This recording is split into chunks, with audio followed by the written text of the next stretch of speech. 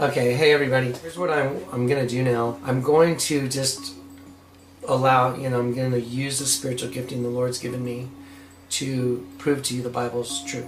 The entire Bible's true. So we're going to start with Genesis 6.4, and we're going to show you imagery that absolutely matches the words of Genesis 6.4. When the sons of God had intercourse with human women, they gave birth to the Nephilim. Nephil means fallen. Em means ones. The fallen ones. They gave birth to the fallen ones. Some texts say mighty men. It's all the same.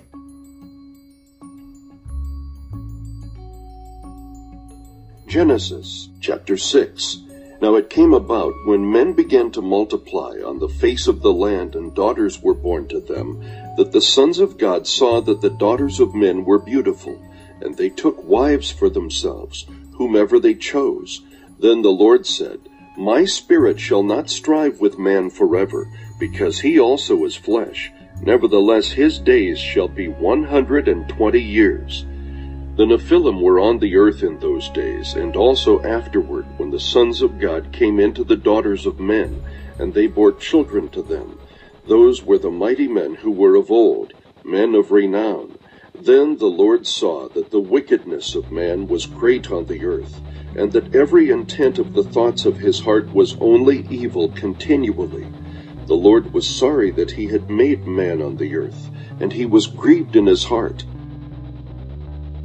We're also going to use Daniel 2:43, and we're going to use imagery, and I'm going to use my gift of sight that the Lord gave me, and we're going to put the scriptures in that substantiate all this. Daniel 2:43 is another example.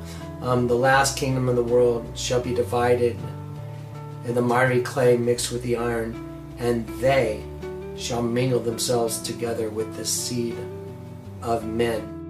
The word they in there is the same they as Isaiah 29. Woe unto them who seek deep to hide their counsel from the Lord.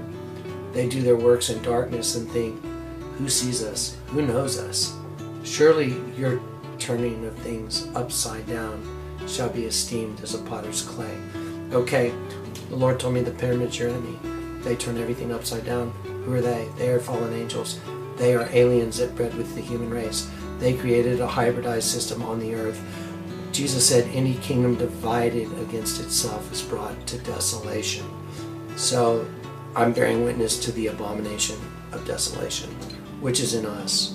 It's an alien seed in the human genome. It's in our DNA.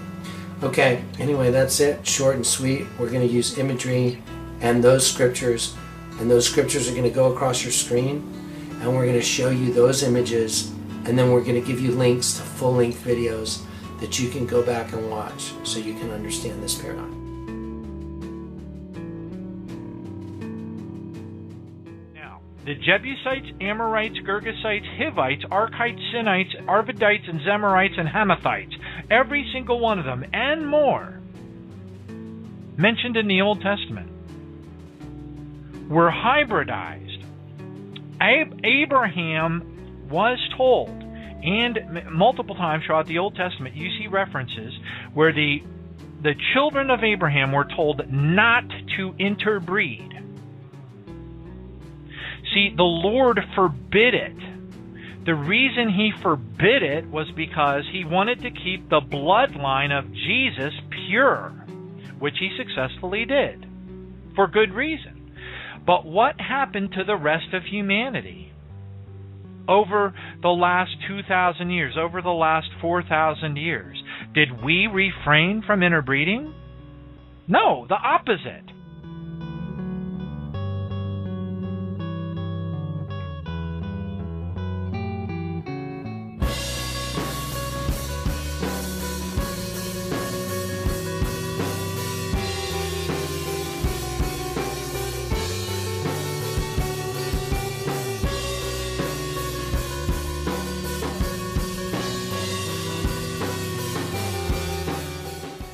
We are not to resemble Cain, who was a child of the evil one, and killed his own brother. And why did he kill him? Because his own actions were wicked, and his brother's actions righteous. And I will put enmity between you and the woman, and between your seed and her seed. He shall bruise your head, and you shall bruise his heel. Genesis 3:15. To make in himself of two one new man, so making peace, and that he might reconcile both unto God in one body by the cross, having slain the enmity thereby.